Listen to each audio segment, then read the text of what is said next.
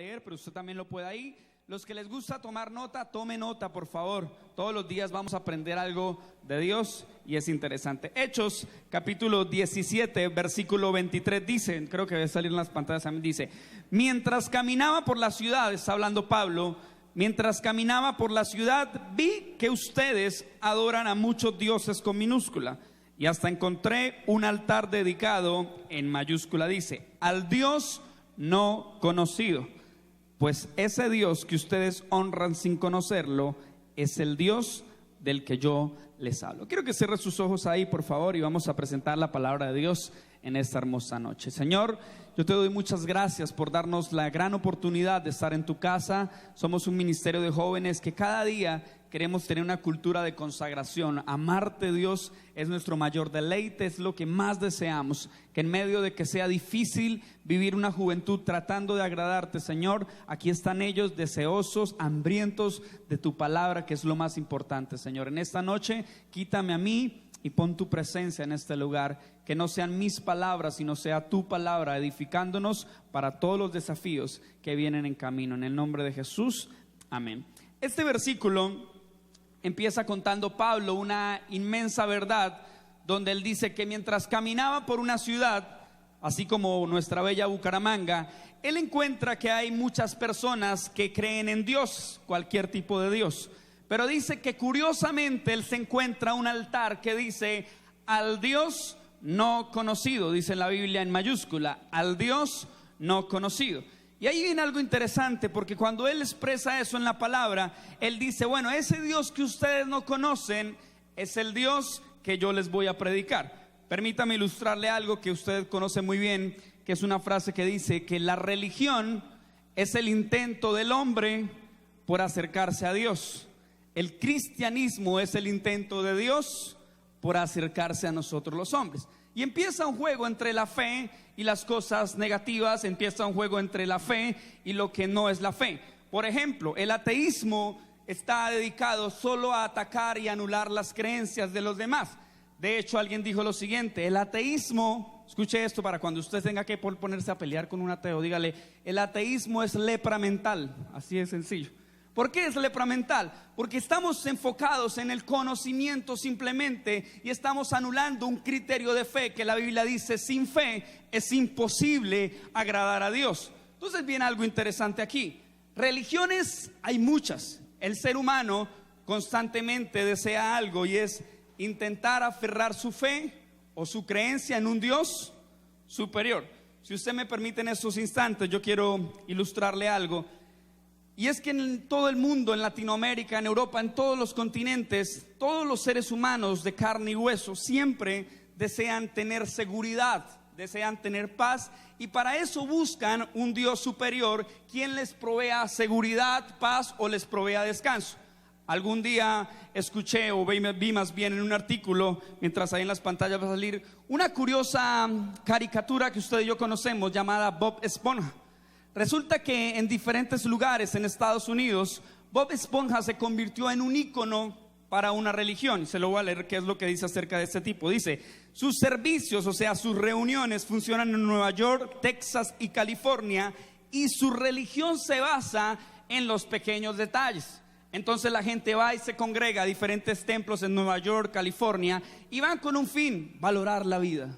Entonces ellos se toman un café, se aman los unos por los otros y hacen como una especie de evangelio cristiano, como una especie de un club social donde valoran los pequeños detalles de la vida y están aferrando su fe a las cosas tranquilas, a nada les roba la paz, nada les quita el descanso, ellos viven tranquilos, ellos están disfrutando los pequeños detalles de la vida. Es la religión de Bob Esponja. Otra religión que un día les hablé, yo les comenté, son los pastafaristas. Los pastafaristas dicen lo siguiente: Bobby Henderson es su profeta y su símbolo es un tenedor crucificado, ¿sí? Ahí está el símbolo, un tenedor crucificado. Asumen, escuche esto, que en el cielo, la siguiente diapositiva, habrán templos nudistas y mucha cerveza. Entonces aquí dice la iglesia del monstruo espagueti volador. Entonces ellos instruyen al ser humano que asiste a esas congregaciones y le dicen, bueno, el cielo que usted vislumbra allá arriba, para nuestra religión pastafarista tiene unas ventajas. Una de ellas es que usted va a encontrar un templo nudista, muchos templos nudistas. Entonces usted va a ir a los templos XXX y va a encontrar obviamente mucha cerveza, la que usted quiera, se le tiene toda la cerveza. Entonces todos los miembros hacen parte de esta religión pastafarista, es algo por el estilo. De hecho, si usted no me cree, usted puede meterse a Google y encontrar cómo las diferentes religiones de esta categoría muestran ese dios espagueti, hacen marchas con ese dios espagueti, llevan panfletos con ese dios espagueti. Y es curioso porque ellos están buscando el deseo de satisfacer algo, el deseo de satisfacer bebedores, el deseo de satisfacer a todos los que les gusta el tema de la sexualidad. Dicen, sus oraciones terminan con la palabra ramén. Usted y yo oramos en el nombre de Jesús, amén. Ellos terminan con la palabra ramén, que es uno de los espaguetis más consumidos en el mundo, ¿sí? Entonces ellos terminan así. Otra de las que ustedes han escuchado mucho es la cienciología. Ojo con esto, por favor. La cienciología tiene como segundo al mando en la jerarquía a ese personaje, Tom Cruise. Ay, no, tan bonito que era, ¿cierto? Ay, no, papito, ¿por qué se fue para esa religión? Bien, Tom Cruise es el segundo en la jerarquía mundial. Escuche esto, sus integrantes se basan en el conocimiento, el dinero y el glamour. Se fundó en Colombia el 6 de julio de este año 2015. Hace poco ustedes escucharon que Tom Cruise venía a Colombia y particularmente venía a fundar esa iglesia que actualmente, según los adeptos, tiene más de 20,000 miembros en el país. Y su meta y su visión es que en final de año logren unos adeptos a 80,000. ¿Usted puede creer eso? Nosotros queremos meter acá 3,000 y todavía nos cuesta. Bueno, ellos tienen 20,000 y les falta 80,000. Quieren llegar a una meta este año de 80,000. ¿Por qué lo hacen o por qué la gente básicamente asiste a esa religión? Porque tienen dos íconos de talla mundial. El Marcos Witt de ellos es Tom Cruise y el Alex Campos es John Travolta. Tom Cruise y John Travolta hacen parte de esa religión de la cienciología. Locutores de aquí de Colombia, de pronto de emisoras como Los 40 Principales, hay algunos locutores que hacen parte abiertamente que son de la cienciología y busca todo aferrarlo al conocimiento. Entonces ellos buscan, como la película, andan en busca de la felicidad. Ahora le quiero hacer una pregunta: ¿quién busca la felicidad? Levánteme la mano. Todos, ¿verdad? Lastimosamente, eso es como la película del papá de Cuadrado, ¿sí? Todos buscando la felicidad. Y cuando uno ve esa película, uno dice, en realidad el ser humano desea descansar en la felicidad. Entonces esta religión de la cienciología, como ustedes ven ahí, la simbología y demás, busca que todos los que ingresen a sus templos, uno de ellos ya en 6 de julio se fundó en Bogotá, tiene 20,000 personas que ingresan buscando la felicidad. Todo basado en el conocimiento, en la motivación, en el dinero y en el glamour. Y otra curiosa, algo dirían los paisas, es el templo de ratas que hace poco, de hecho, en una de las redes sociales de este hombre llamado Pirri mencionaba en Instagram, y es el templo de las ratas. Dicen, viven más de 20,000 roedores en India, se debe entrar al templo descalzo, ahí está, se debe entrar al templo descalzo, aún sin importar el excremento y la orina. Escuche esto, si una rata, tan bonito el templo, ¿no? Si una rata le pasa por sus pies, es un buen agüero para eso. Entonces usted tiene que entrar y ese templo de las ratas, usted los ve, mira, ahí tienen su leche, los alimentan, son dioses. Ahí donde usted curiosamente, sin querer queriendo, llegue a matar a uno de esas ratas. Tiene que hacer ¿qué? Replicar con una gran suma de oro, de lingotes, de dinero, una rata similar para poner en el templo. Entonces quiere decir que esa religión, mire tan linda, ¿cierto? Los niños, ¿no? Aclaro. Pero eso es una religión. Usted ha escuchado que en India las vacas, bueno, son sagradas. Bueno, aquí también las ratas son sagradas. Es un templo donde las diferentes personas van, se quitan su calzado, entran, se deleitan en las ratas. ¿Qué hacen ellos? Pues ellos entran, se sientan, y mientras se sientan son un poco reflexivos. Las ratas pasan por ahí, ellos las ven, las ratas pasan por ahí. Si una rata le da por pasar por el lado, ay, eso es buena suerte para mí. Y son gente que aferra su fe. Ahora, la pregunta que ustedes dirán, y eso es algo totalmente escandaloso, es algo totalmente asqueroso, en fin, pero la gente está aferrando su fe a algo que es un poco superior. La gente, a usted le puede sonar que eso es exagerado, que eso es absurdo, que eso es ridículo, pero la gente aferra su fe. La gente le da una importancia adicional a ese tipo de cosas. ¿Alguien ha escuchado hablar de Gregorio Hernández? ¿Sí? ¿O solo yo? Nosotros fuimos un día con el pastor Jaime Andrés a la ciudad de Bogotá a predicar con algunos de los líderes. Estaba Kirle, estaban algunos de los líderes, Martín, no recuerdo quiénes más estaban. Y nos hospedaron y eso parecía el fantasma del Gran Hotel. Y los cuadros que habían eran puros cuadros de José Gregorio Hernández, el hombre que dice que es un doctor que cura. Si usted está enfermo, entonces usted tiene que entrar a una habitación blanca, iluminada. Usted tiene que tener ropa blanca, calzoncillos blancos, zapatos blancos, medias blancas, todo de blanco, porque él va a entrar en algún momento de la madrugada y lo va a operar. Mucha gente ha dicho: ay, a mí me operó de la nariz, ¿sí? No, a mí me operó de yo no sé qué. Y todo el mundo lo dice.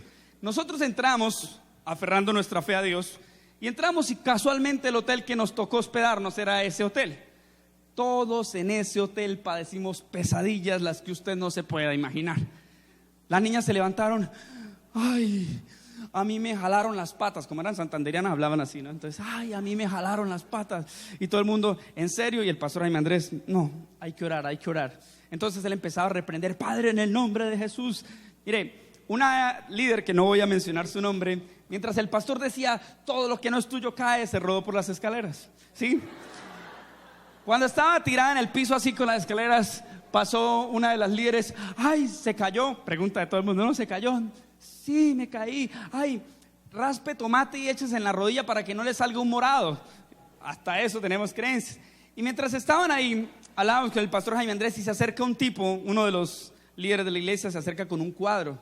Y el cuadro tenía como 150 orgías dentro de un cuadrito. Y le dice: pastor, mire el cuadro que me encontré en mi habitación.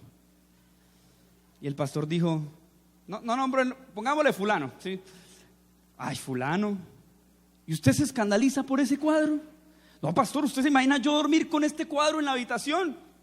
Fulano, por favor, ¿es que usted no ora? Usted parecía Jesús. ¿Usted no ayuna? ¿Usted no paga el precio? ¿Escandalizado por un cuadro como eso? Pero pastor, mire, son tantos demonios haciendo el amor, orgía, sexo, vulgaridades, demonios, satanismo.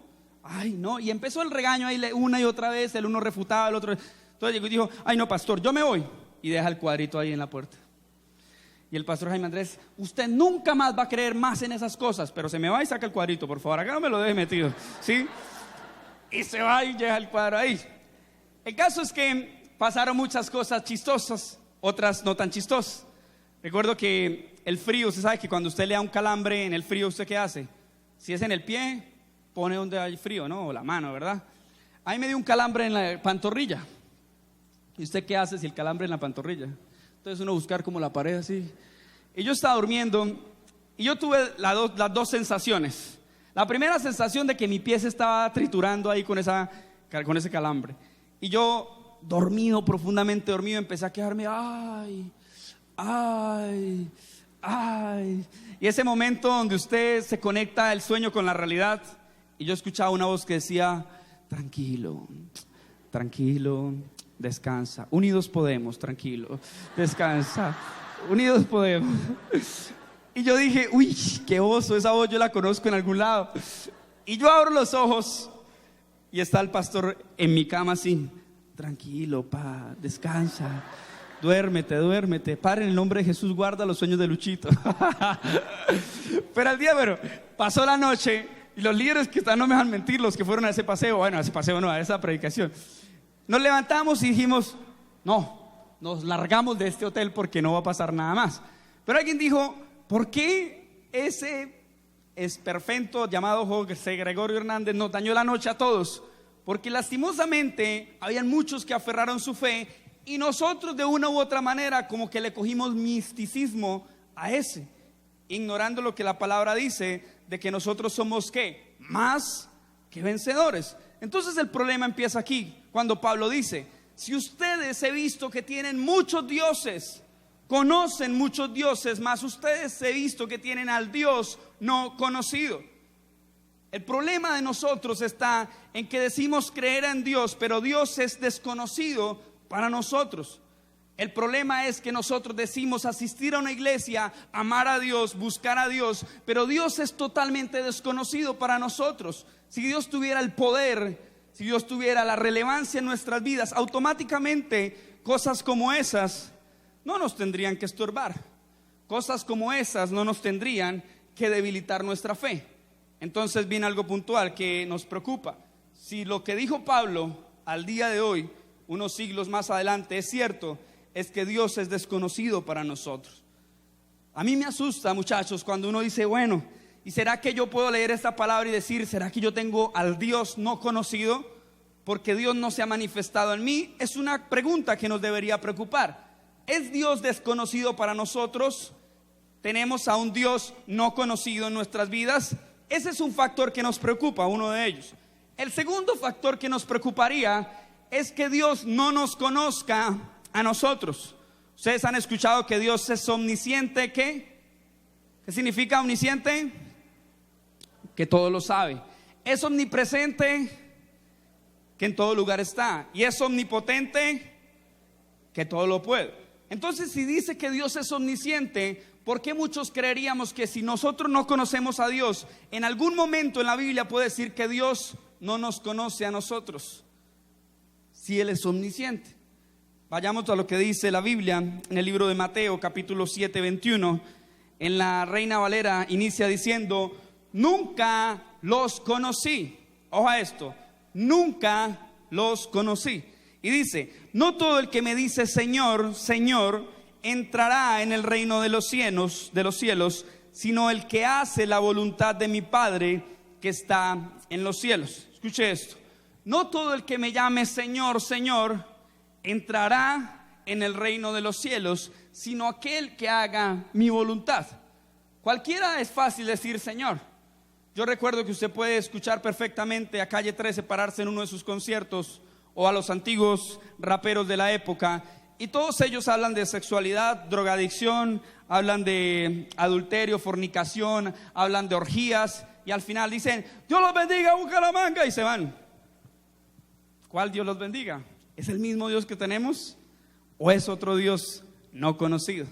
Entonces aquí la Biblia dice, bueno, suficiente con que entiendas que probablemente Dios es no conocido para nosotros, y suficiente también con entender que en un momento trágico en nuestras vidas Dios puede ser desconocido o nosotros somos desconocidos para Dios. Voy a darles un ejemplo sencillo. Carlitos, venga, me acompaña por favor a este lugar. Voy a darles un ejemplo sencillo. Denle un aplauso a Carlitos, por favor. Quiero que mi esposa me acompañe aquí. Vamos a hacer un ejercicio. Si la Biblia dice, no todo el que dice Señor, Señor entrará en el reino de los cielos, sino el que hace mi voluntad. El que hace la voluntad de Dios. Uy, bien, está chusca. Todo Vamos a hacer un ejemplo sencillo. Algún día lo prediqué en los prejuveniles. Si quieres, déjalos. Algún día, hace 8 días, de hecho, lo prediqué en prejuveniles esta parte. Resulta que una de las cosas que nos hace desconocidos a Dios es el ABC de todo cristiano, y es el pecado. Cuando el pecado asedia nuestras vidas, el pecado nos persigue constantemente. Y entonces empezamos a ser desconocidos a Dios cuando toleramos el pecado. Entonces, ¿cómo es esto? ¿Qué significa esta máscara? ¿Qué significa? Anonymous, ¿verdad? Póngasela a Carlitos, que le conviene. No, pues por el ejercicio.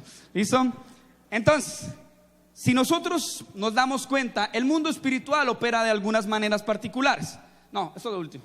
Entonces, cuando nos damos cuenta, los seres humanos tenemos un propósito de parte de Dios. Cada uno de los que está en este lugar nació con un propósito, y es cumplir la voluntad de Dios. Cuando tú cumples la voluntad de Dios, lógicamente agradas a Dios. Dice la palabra, vosotros sois hijos de vuestro padre el diablo, porque sus acciones hacen. Entonces aquí está en buscar quién es nuestra paternidad, de dónde viene, de Dios o del diablo, ¿verdad? Pero en algún momento, cuando entra el pecado y usted y yo somos tolerantes al pecado, aparece algo que nos hace un poquito indiferentes o incógnitos delante de Dios. Entonces mira lo que viene. Lo primero que hace el pecado es atar. Diga conmigo, atar. Cuando el pecado nos ata, yo tenía una vez un mensaje en Twitter que lo viví en carne propia. Yo decía, el pecado embrutece. Dígale al que está al lado, el pecado embrutece. ¿Por qué embrutece? Porque si sabemos que no hay nada más fácil que cumplir la voluntad de Dios. Recuerdo las palabras que decía Dante Gebel acá cuando predicaba, y decía, Hay muchos jóvenes que dicen, no, yo me desnudé con ella, nos acariciamos, nos dimos besitos, pero no caímos en pecado. Y él decía jocosamente, no, claro, él decía, peque bien, ¿sí? O sea, que se va al infierno pero con ganas, pero así, claro, contextualizo, ¿no? Pero mira eso, como Carlitos tiene una camiseta blanca, lo primero que usted y yo, al ser hijos de Dios, tenemos que entender es lo siguiente, antes de que te la botones, que usted y yo tenemos una vestidura que nos califica como hijos de Dios. Usted siempre ha buscado, cuando usted está en el colegio, hablan del famoso yin yang, y el yin yang, ¿qué dice? Es la lucha entre el bien y el mal. Lo blanco uno lo deduce como lo bueno y lo negro lo deduce como lo malo, siempre respetando lo presente por ahí. ¿Listo? Entonces mira lo que viene a continuación. Si esta es nuestra vestidura real, en algún momento cuando Satanás hace que toleremos el pecado, nos cambia, a botones ahí que le queda buena, ¿listo? Nos cambia la vestidura y nos hace incógnitos para Dios, nos hace indiferentes para Dios. Yo quiero que usted esté muy atento con eso. Lo primero que él hace es cambiarnos nuestra verdadera identidad. Cuando somos hijos de Dios, yo leía en la palabra que decía, sed santos porque yo soy santo. Yo decía, uy, pero eso está como difícil, ¿uno cómo logra ser santo? Si todo alrededor es difícil, todo alrededor es tentación. Usted ve las propagandas de Axe, el caso de los hombres así, chocolate, y el otro allá rascándose la axila así, le dice, ¿qué haces? Quería chequear si estaba seco. No lo hagas, es raro, ¿sí? Entonces, y todas las propagandas apuntan al tema sexual. Entonces todo es sexual. El hombre, mire, si usted es vaigón, si usted va a echarse ese axo, las mujeres van a la pata suya. Y los sistemas sociales nos venden todo para lo malo.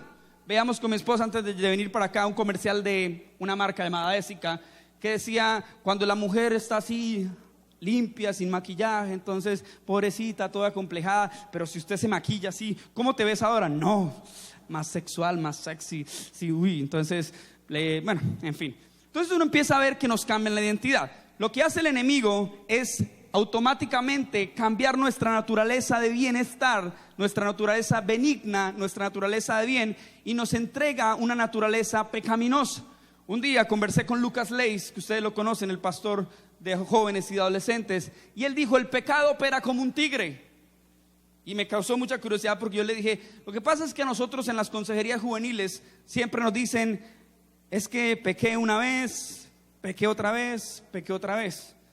Dante Gebel, de hecho, en un libro que ellos escriben, dice, el caso más típico, por ejemplo, en los adolescentes es la masturbación. Entonces, me masturbé una vez, 2 veces, 3 veces, 4 veces, ya soy masturbator, entonces automáticamente estamos perjudicados, ¿verdad? Entonces Lucas decía en ese libro, decía lo siguiente, un día pecas, entonces Satanás te pone una mancha en tu ropa. Luego estás bien, pero vuelves y pecas y te pone otra mancha en la ropa. Al tercer día que vas a pecar tú dices, bueno, pero otra vez que lo haga, otra mancha más, pues ni me resta ni me suma, y uno se deja contagiar. Pero entre más avanza y más progresivo es el pecado, un día ese tigre no se sabe si es blanco con negro o es negro con blanco. Un día te das cuenta que estás todo lleno de poros, todo lleno de manchas, y automáticamente te haces anónimo para Dios. Entonces lo que hace el enemigo luego es atarlo. ¿Listo? Entonces lo vas a atar. Atémoslo, amarrémoslo, eso. Amárrelo ahí como si lo fuera a ahorcar. Bien. Entonces, ¿qué pasa cuando nos ata? Cuando nos ata tenemos la libertad. Mira, nosotros hacemos un programa con el pastor Jaime Andrés y con algunos líderes que se llama Delinquir no paga. Llevamos a los adolescentes, ustedes de pronto lo han visto por Terapia Shock en Estados Unidos. ¿Han visto ese programa de televisión? Que llevan colegios a las diferentes cárceles. Y los muchachos llegan con esta manera. Ojo, les voy a dar de paso un consejo para que usted lo tema. Los muchachos llegan con la siguiente actitud. Me van a llevar a la cárcel para que yo me asuste, porque me van a llevar a pasar por los patios, entonces yo me voy a asustar porque un interno me va a gritar y los muchachos ya llegan. Mire, décadas atrás usted diría así, atemorizado, con las piernas temblando. Hoy no, los muchachos van, qué puro visaje, vamos a ver si me pasa eso, y van así. Pero ¿qué pasa? Que cuando los muchachos, a los internos, bueno, ya lo ahorcó muchísimo, dejemos así. Cuando los muchachos, bien, gracias, póngale eso ahí que eso sirve como si fuera un preso de Estados Unidos. Bien. Cuando los muchachos le sueltan el recluso se les va así como venga, venga, venga, y se les bota así como si le fuera a pegar. Y ellos hacen, ay, ay, y se asustan, pero cuando los ven que están atados, se hacen los sanos porque saben que no les pueden hacer nada. Y creen que por estar atados, automáticamente es imposible que ellos hagan algo. Aquí viene el principio espiritual.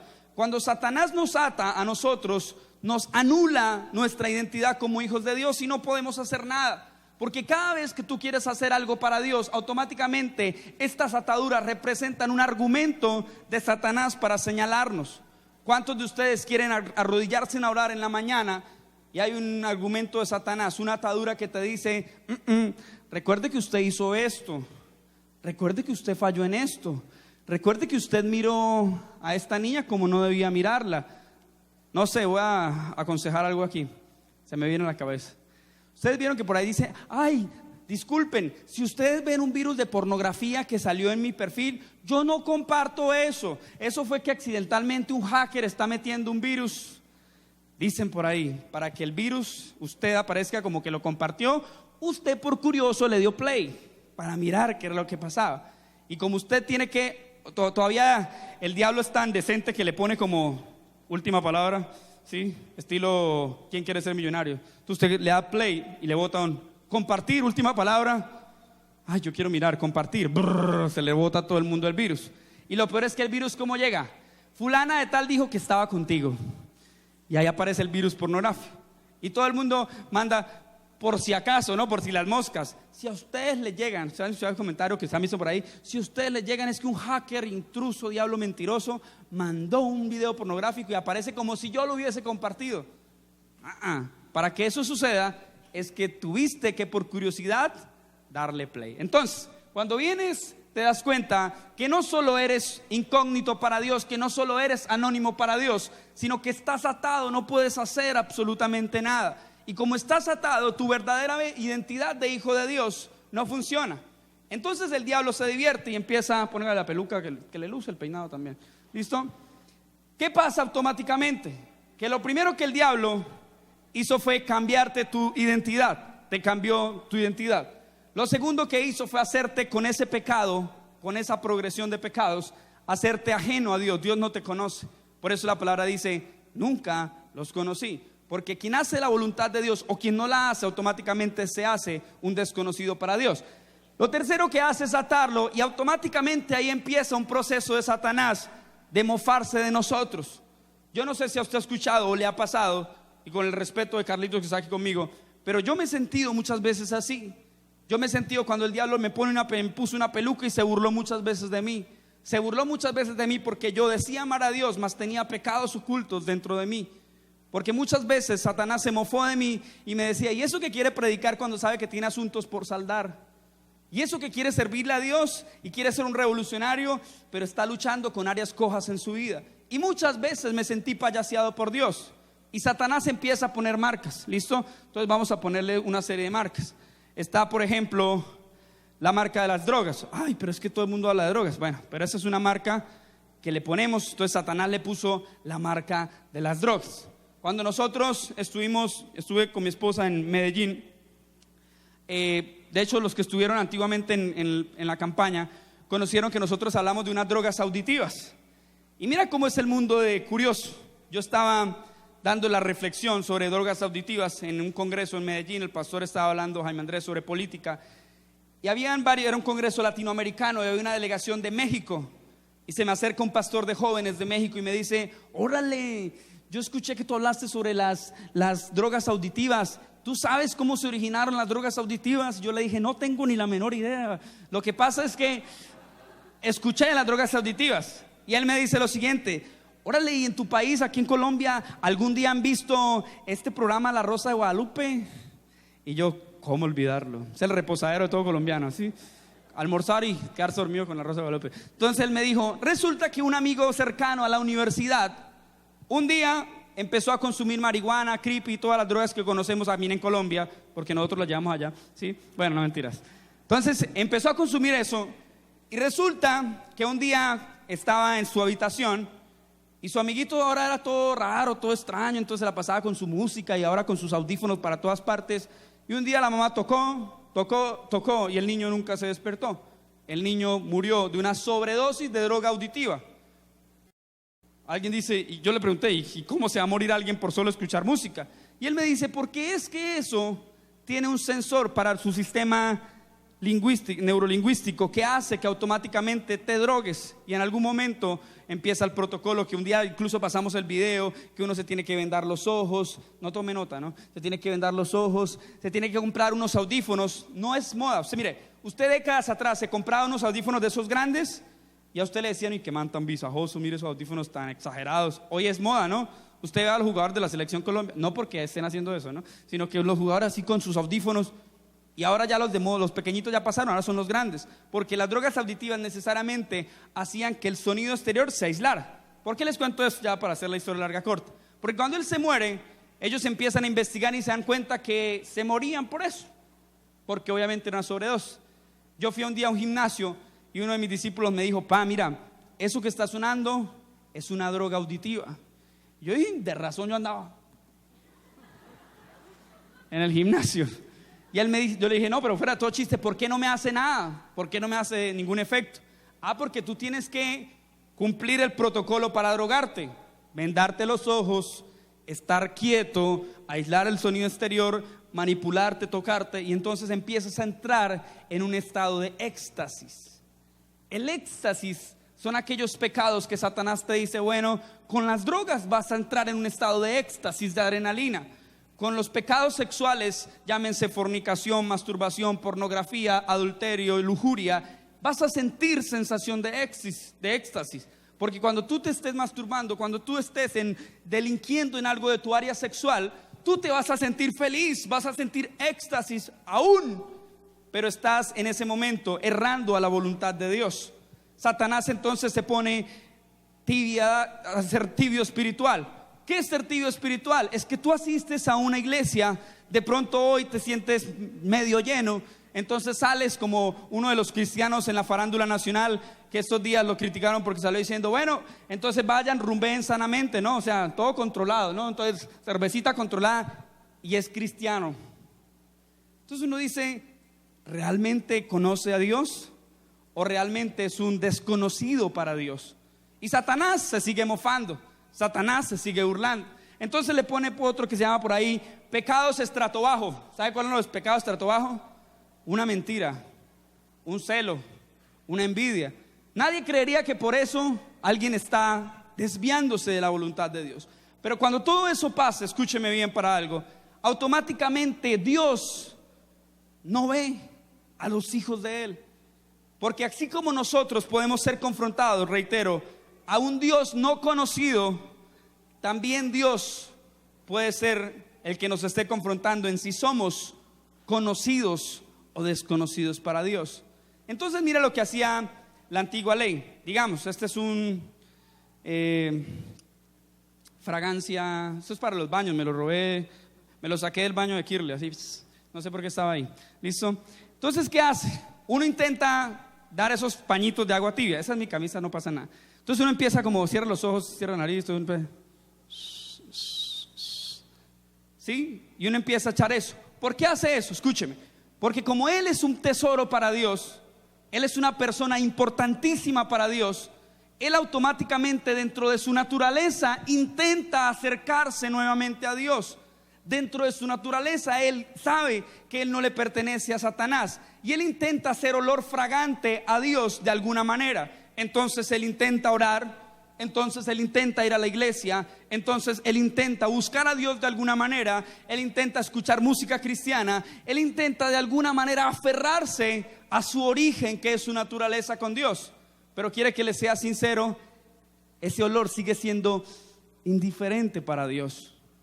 ¿Recuerda la historia del rey Saúl? Que mientras Dios le hace que cumpla su voluntad y mate a todo lo que encuentre en su camino, que es el argumento de todo ateo, es que Dios es un asesino. Y entonces automáticamente dice que él mató todo lo que Dios le había dicho, excepto, entonces no este chanchito como que podemos hacer una lechona ahorita para el 25 de octubre, entonces dejémosla por ahí. Entonces, no, esta vaquita podemos hacer un asadito para irnos de paseo el 20 de julio. Y preservó, dice la palabra, lo más gordo, hermoso. Pero cuando llegó aquel gran hombre de Dios y le dice: ¿cumpliste todo lo que Dios te mandó a hacer? Él dijo: claro que sí, cumplí absolutamente todo. Y cuando está hablando, él dice: es que quisiera escucharte, pero es que hay un ruido de marranos, hay un ruido de vacas que impide que yo te escuche a ti. Algo me dice que no cumpliste la voluntad de Dios. Algo me dice que no eres olor fragante para Dios. Algo me dice que eres desconocido para Dios. Él intenta por todos los medios purificarse. Él intenta por todos los medios santificarse. Él intenta por todos los medios acercarse a Dios. Una vez el pastor Jaime Andrés cuenta que iba en su vehículo y él estaba pasando por un desierto con Dios. Puso una de las canciones en la radio y Dios empezó a tratar con él. Otro día, yo lo contaba en son de mofa, pero estaba en una emisora secular y estaba cantando una canción el pastor Luis Fonsi, se llama Respira. Era un bus, obviamente, así los que suben en bus. Yo estaba en un bus y sonó la canción Respira, una canción no cristiana. Pero hubo una palabra en esa canción que decía, bueno, es que no sé cantar, pero decía algo así como: yo no dejaré que te ahogues en el mar si aún puedes respirar. Y usted puede tratarme el más mundano de todos, pero yo sentí que Dios me estaba hablando esa palabra para mí, o esa frase para mí. Y Dios me estaba diciendo: yo no dejaré que te ahogues en el pecado, en los problemas, en la depresión, en los complejos, en el fracaso, en el pecado, si aún puedes respirar, porque mientras haya vida hay esperanza. Entonces todo esto es cuando Satanás intenta mofarse de nuestras vidas. Pero viene algo muy importante que yo le quiero leer a continuación, y es algo que nos enseña una gran virtud. Aunque estemos así, con nuestro linaje deteriorado, aunque estemos atados, aunque Satanás nos ponga marcas de pecado, aunque se mofe y se burle de nosotros y nos haga indiferentes para Dios, hay una linda frase que yo creo que usted ha escuchado, que dice que la voluntad de Dios nunca te llevará donde su gracia no te sostenga. La voluntad de Dios nunca te llevará donde su gracia no te sostenga. ¿Sabe? Porque si tú le preguntas a Él en el mundo espiritual si Él se siente bien, Él va a admitir que no se siente bien. Él va a reconocer que hay algo que le está faltando, y ese pequeño algo, nada más y nada menos, que se llama Dios, porque está lejos de Dios, porque está siendo anónimo para Dios. Dice un predicador americano llamado Adrian Rogers: si usted puede pecar, escuche esto, si usted puede pecar sin sentirse sucio y mugriento espiritualmente, necesita preguntarse si alguna vez ha llegado a ser salvo, si realmente conoce al Señor.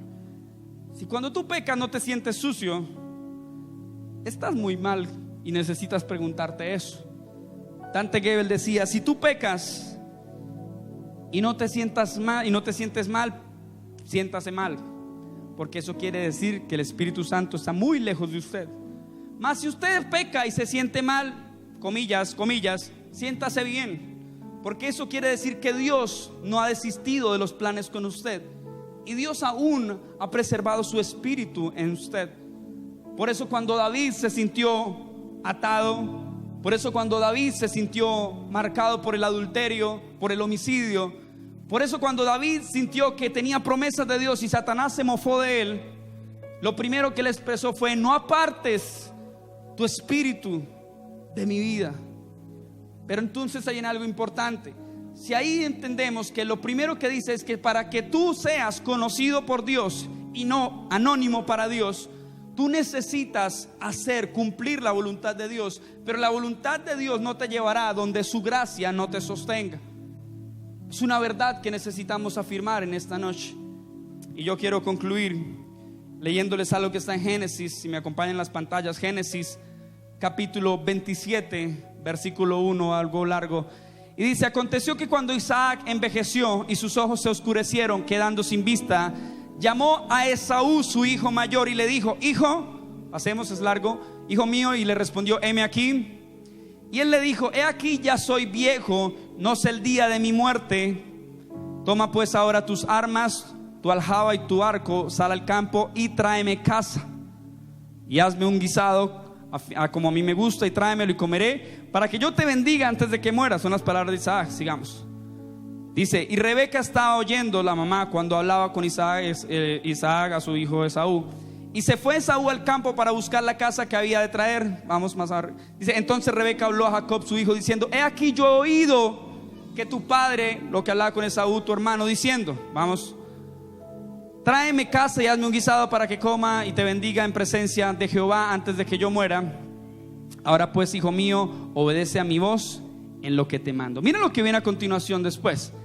Son las palabras que usted ve en la historia bíblica, donde la mamá le dice, bueno, cámbiese, vaya, póngase la camiseta de su hermano, porque su hermano echa una loción, tiene una loción especial, entonces va, póngase la camiseta del hermano. ¿Me entiendes acá?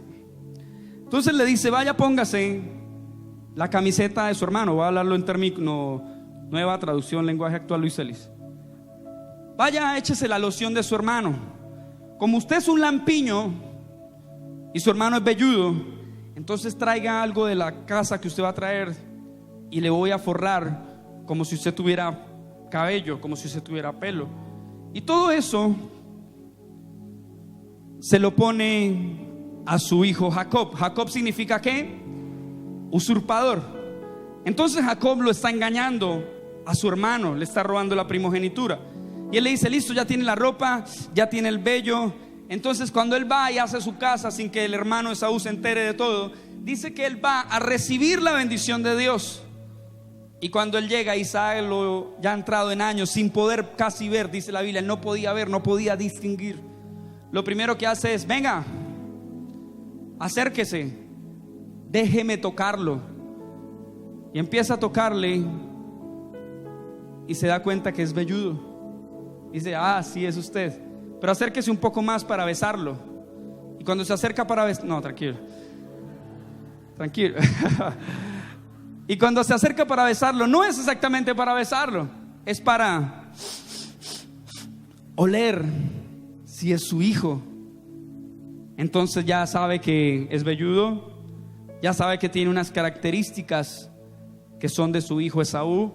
Y cuando se intenta acercar a besarlo, lo huele y dice, ah, es mi hijo Esaú, aun cuando era Jacob. ¿Y por qué dice es mi hijo Esaú? Ah, porque es que huele al campo. Él le gustaba la casa de cazar. Huele a ganado, huele a tantas cosas. Y automáticamente imparte la bendición sobre Jacob, el usurpador. Todo el mundo diría, qué historia tan crítica, qué historia tan humillante. Pero viene algo puntual aquí que yo quiero aseverar con respecto a lo que Dios hace hoy. Un día el buen Dios, con su inagotable amor, envía a su hijo unigénito y lo envía a una muerte de cruz. Cuando él va y muere en la cruz, él derrama toda la sangre por nosotros. Su sangre nos trae libertad, amor, misericordia, gracia, esa palabra, regalo inmerecido de Dios. Y cuando Jesús derrama toda su sangre, aun cuando usted lee, cuando el soldado romano lo atraviesa, que ya no tenía más que botar sino sangre y agua, esa sangre la derrama sobre sus hijos. Y cuando entonces Dios viene y se da a dar cuenta con nosotros, el pecado que contamina nuestras vidas, el pecado que aturde nuestras vidas, el pecado que apesta en nuestras vidas, entonces llega Dios y me huele a Jesús.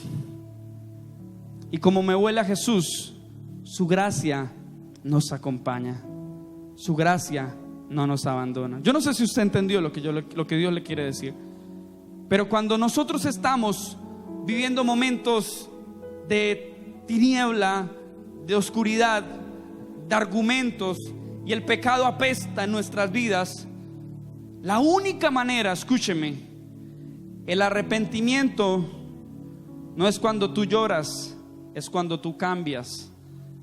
Por lo tanto, cuando en realidad tú encuentras que estás cubierto por la sangre de Jesús, cuando tú recibiste la sangre de Jesús, entonces vas a entender que Dios ya no te va a hacer alguien que no conoce, porque en medio de que hay algo que probablemente manchó tu vida, tu cuerpo, tu personalidad, manchó tu moral, tu identidad, hueles a la sangre de Jesús. Y la sangre de Jesús te hace acepto al Señor. La sangre de Jesús te hace entrar, como dice la palabra, entren confiadamente ante el trono de la gracia para hallar misericordia. La voluntad de Dios nunca te llevará donde su gracia no te sostenga. ¿Cuántos pueden darle gracias a Dios por ese amor?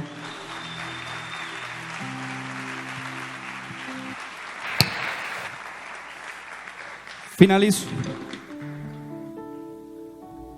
Ese regalo inmerecido de Dios, al derramar su sangre por nosotros, nos demuestra que su gracia es grande. Hay una linda canción de Cristín Di Clario que estuvo con nosotros en la década. Dice que si su gracia es un mar, entonces yo me hundo, porque es todo lo que necesito para ser feliz. Si su gracia es un mar, húndase en ese mar de su gracia, porque solo allí usted va a aceptar esa sangre que se derramó por usted. No seamos religiosos que venimos cada sábado y menospreciamos la sangre de Jesús. Yo quiero, hoy lo hablábamos con los líderes, Marty, que estuvo esta madrugada, y decíamos: ¿por qué tanto joven está dormido en su vida espiritual? ¿Por qué hay tanta pasión que se ha perdido en cuanto los jóvenes aman a Dios? ¿Por qué cuando aprueban el matrimonio entre parejas homosexuales, todos ellos levantan su voz por sus convicciones? Y ahora nosotros nos hacen bullying porque todo el mundo tiene cristofobia. Y no hemos olvidado de que Dios nos está pidiendo que volvamos al origen. Dice el Salmo 42, y con esto finalizo: como siervo sediento en busca de un río, así Dios te busco a ti. Tengo sed del Dios vivo, del Dios de la vida. ¿Cuándo volveré a presentarme ante Dios? Cuando el siervo lo van a cazar, lo van a capturar, dice el Salmo 42, el siervo brama, pide desesperadamente correr a un río. Y lo hace por dos razones. La primera, porque al encontrar el río y viene un cazador a perseguirlo, viene el cazador del pecado, viene el cazador de los complejos, viene el cazador del miedo.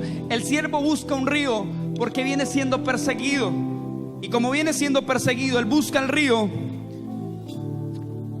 para refrescarse porque está cansado. Esa es la primera razón por la que el siervo busca el río.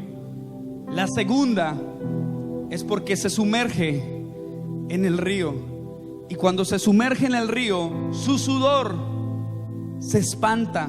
Y al espantarse el sudor, eso hace que el cazador no lo huela, no lo detecte. Yo no sé si usted se vio la película Jurassic Park City, no sé. Cuando ven que el reptil viene a cazar al hombre y el hombre se mete dentro de un carro y el cazador lo va a oler y él coge la gasolina y se echa la gasolina. ¿Por qué? Porque su olor de sudor hacía visible su debilidad. Entonces al rociarse esa gasolina, el reptil, el cazador, no lo encontró. Jesús hoy en esta noche nos está derramando su sangre, si usted la recibe. Y esa sangre es para que nosotros no seamos perseguidos, o sí perseguidos, mas no capturados por el pecado. Como el siervo brama por sus aguas, como el siervo desea un río para refrescarse y para librarse del pecado, así tenemos que ser delante de Dios. Y ese versículo finaliza diciendo: ¿cuándo volveré a presentarme ante Dios? Wow, yo no sé si esta palabra es para usted, pero tengo plena certeza que Dios hoy nos habla a muchos.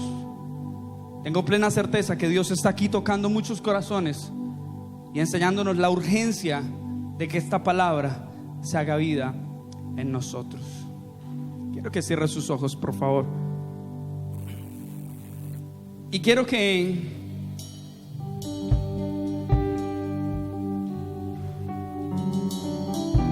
si esta palabra realmente en algún área, en algún momento de nuestras vidas fue necesaria, yo quiero que usted hoy no salga como llegó. Hoy su gracia te extiende una invitación de que entiendas de que nuestro paso por la tierra es temporal, pero que hay una eternidad que nos espera. Y quien desee heredar el reino de los cielos tiene que vivir la voluntad de Dios. Pero la voluntad de Dios nunca te llevará donde su gracia no te sostenga. Le quiero hacer una pregunta. ¿Habrá alguien en esta noche que desee adorar esa gracia de Dios? Póngase en pie, por favor.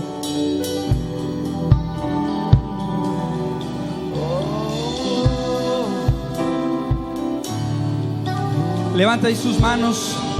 Es tu bendita gracia, Señor.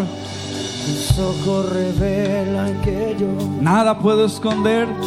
nada puedo esconder. Vamos, dile. Que no soy nada sin ti. Oh fiel Señor. Oh fiel Señor. Absolutamente todo lo sabes de mí. Y todo lo sabes de mí. Cuando miras mi corazón, cuando miras el corazón, tú todo lo puedes ver. Todo lo puedes ver muy dentro de mí. Y lleva mi vida, lleva mi vida, lleva mi vida a una sola verdad. Que cuando me mira Jesús, que cuando me miras, nada puedo ocultar. Nada puedo ocultar.